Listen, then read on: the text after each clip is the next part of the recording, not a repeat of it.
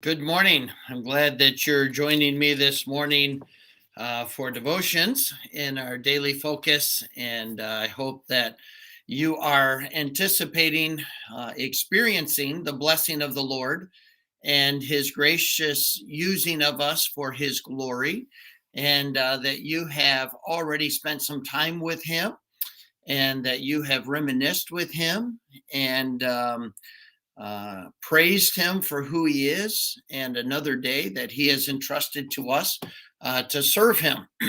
Psalm 6, I'm going to go ahead and read it and then make a couple of statements in this asking God for mercy.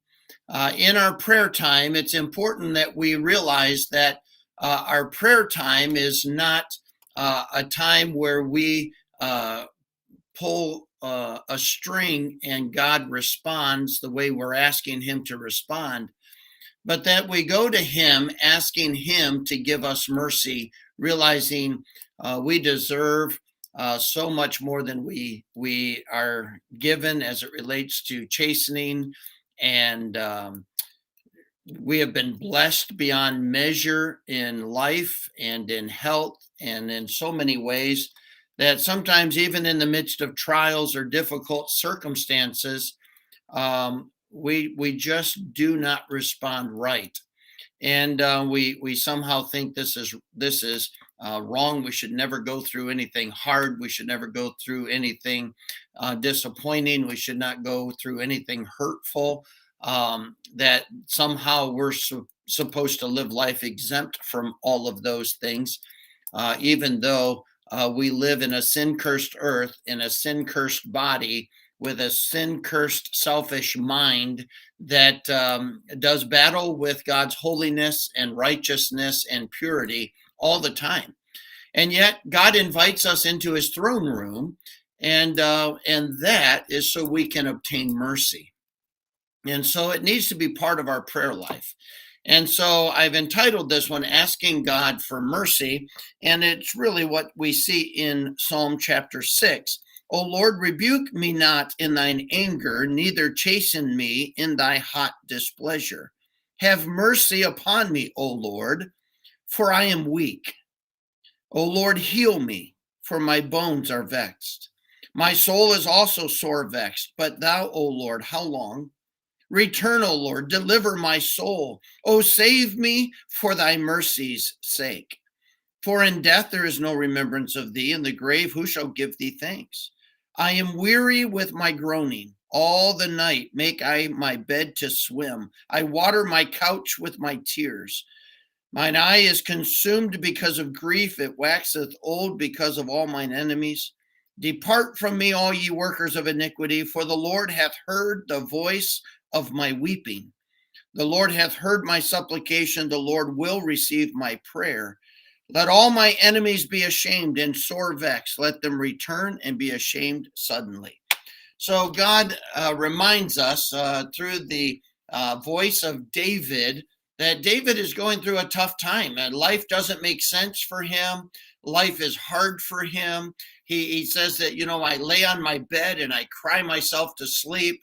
I am hurting at the very depths of my soul, and I know that the only solution is the mercy of God. And I want God to show me mercy. I don't deserve it, but I am sure asking him if he wouldn't give me some mercy.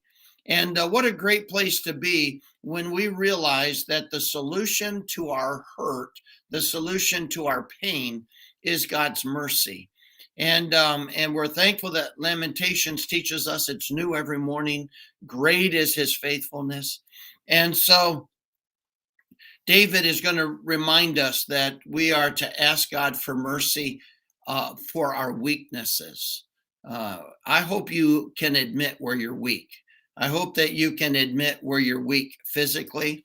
The older I get, the more I realize there are just some things I shouldn't do. I am getting to the place where I realize I shouldn't move pianos up and down stairs anymore.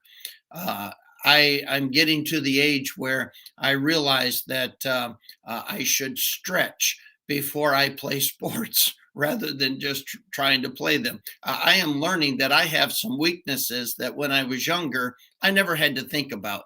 And so God is reminding us that part of our prayer time is asking God for mercy in our weaknesses. Some of those weaknesses may emotional. I may be going through a very difficult time and I can't handle stress. I can't handle grief like maybe I once could, or this seems to overwhelm me, and I need help. I need mercy. Sometimes it's admitting where we're weak spiritually. We want everyone to think we're living on the mountaintop and we have our flesh by the tail and we are living in the glory of God, and so on and so forth. But sometimes that's just not true.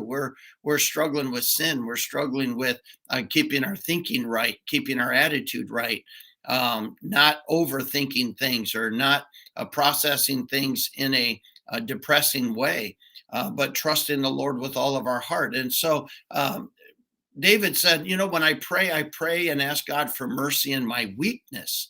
And then he says, I want God to give me mercy in my weariness. I want to admit I'm getting tired. I'm weary. And David responds, I am weary with my groaning all the night.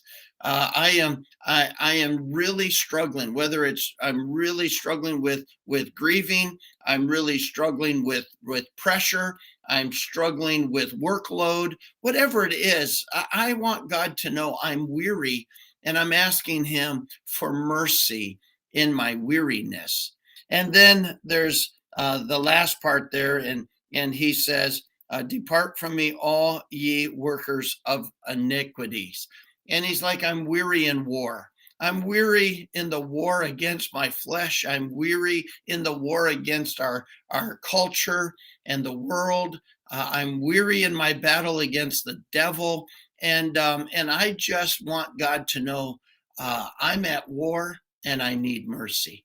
And so when we're going through the day today, let's remember that part of the joy of our prayer time is that we can ask God for mercy. May God encourage your heart with that wonderful news and that avenue for strength and encouragement for the Christian life and for the Christian himself. God bless you. I'll look forward to seeing you tomorrow.